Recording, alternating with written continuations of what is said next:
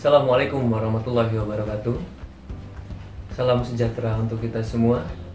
Alhamdulillahirabbil alamin. Hari ini kita masih dijumpakan kembali dalam keadaan sehat walafiat. Mudah-mudahan meskipun kegiatan perkuliahan dilakukan secara daring, tapi tidak menyurutkan semangat kita untuk tetap ingin belajar. Pertemuan kita hari ini, kita jumpa lagi dalam mata kuliah Literasi ICT dan Media Pendidikan Anak Usia Dini. Pada hari ini, kita akan berbincang terkait penerapan dan manfaat TIK dalam pendidikan anak usia dini. Telah kita kaji bersama di pertemuan sebelumnya bahwa konsep penerapan TIK dalam pendidikan anak usia dini perlu mempertimbangkan konsep perkembangan anak usia dini.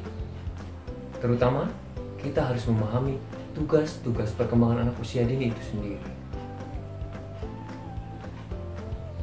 Penerapan teknik informasi dan komunikasi sebagai media pendidikan anak usia dini sangat membutuhkan informasi kebutuhan tugas perkembangan anak.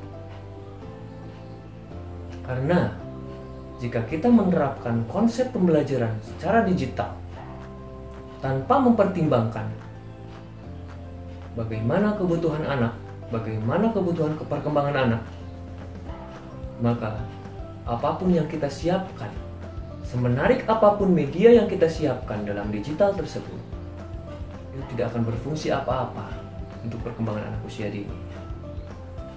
Maka dari itu, sebelum kita menerapkan TIK sebagai media pendidikan anak usia dini, perlulah kita mempertimbangkan kebutuhan apa yang anak harapkan untuk perkembangannya. Secara khusus, hari ini kita akan lebih mendalami pada manfaat TIK dalam kegiatan pembelajaran untuk anak usia dini. Sudah jelas tentunya secara umum manfaat TIK jika kita siapkan secara teoretik ataupun secara praktik, maka jelas TIK tersebut sangat memberikan kontribusi secara positif untuk perkembangan anak. Namun sebaliknya, ketika kita tidak memahami hal tersebut, maka usaha kita akan sia-sia. Manfaat TIK tersebut, kita akan mengkaji 8 manfaat tersebut. Yang pertama, sebagai stimulasi perkembangan untuk koordinasi mata dengan gerak tangan anak. Media yang kita ciptakan dalam bentuk digital, atau kita katakan sebagai ICT atau TIK, sangat memberikan stimulasi secara positif agar anak terbiasa untuk mengkoordinasikan mata dengan gerak tubuhnya, ya terutama gerak tangannya. Karena konsep pembelajaran secara digital itu membutuhkan fokus dari diri anak, dan tentunya fokus dari matanya. Kemudian anak akan mengotak-ngatik dengan gerak tangannya. Yang kedua, sebagai stimulasi agar anak mampu berpikir secara kreatif. Kenapa ini menjadi manfaat dalam TIK ketika diterapkan dalam pendidikan anak usia dini? Karena TIK itu sendiri merupakan konsep bermain anak yang amat sangat luas. Ketika konsep bermain anak luas, maka konsep berpikir anak pun akan terstimulasi. Anak-anak akan mencoba segala sesuatu dalam aplikasi tersebut ataupun dalam media digital tersebut. Anak-anak akan menemukan masalah sendiri ataupun mencari masalah sendiri. Kemudian anak-anak akan mencari solusi untuk memecahkan masalah tersebut. Dan pada akhirnya, hasil berpikir kreatif anak, maka anak-anak akan menemukan masalah itu dan mendapatkan solusinya dari hasil berpikir kreatifnya itu sendiri.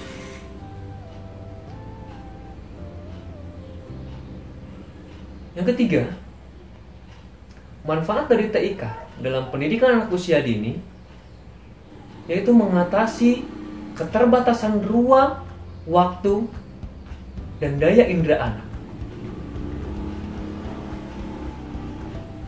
Jelas sekali, TIK kenapa dapat mengatasi keterbatasan ruang? Karena pembelajaran secara digital itu bisa dilakukan di mana saja dan kapan saja. Itu berkaitan dengan waktu. Kemudian mengatasi daya indera anak. Anak-anak dapat melakukan segala sesuatu untuk mendapatkan informasi ataupun dapat menstimulasi dirinya sendiri dari media digital yang anak terima tersebut. Seperti daya lihat, ketika kita seorang manusia ataupun anak pada khususnya ingin melihat bulan, ingin melihat bintang, bagaimana daya lihat anak ataupun daya lihat manusia dengan jarak yang sangat jauh, maka secara detail bulan dan bintang itu tidak akan bisa kita lihat. Tapi melalui media digital, maka anak akan lebih detail mendapatkan informasi, mendapatkan pengetahuan dari apa yang dia lakukan dari media tersebut.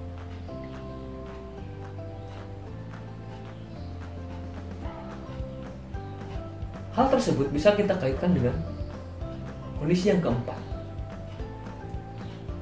Pemanfaatan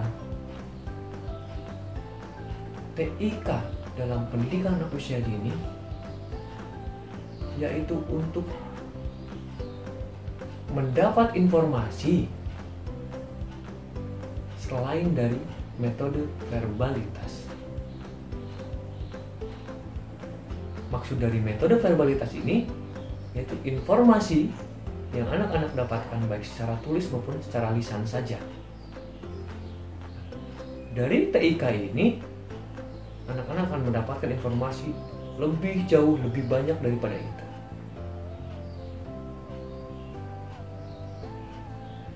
Yang kelima,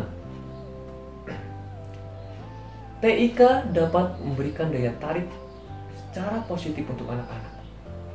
Tapi kita garis bawahi, jika konten-konten kita berikan secara positif, maka itulah fungsi dari seorang pendidik ataupun orang tua, atau kalau di rumah sebagai orang dewasa yang memfasilitasi anak untuk belajar dari TIK ini. Karena secara umum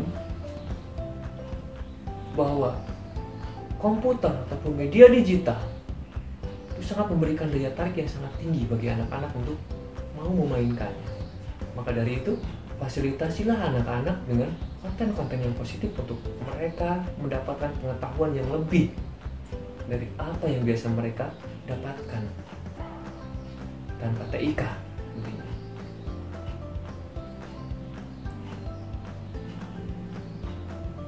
Kemudian yang keenam,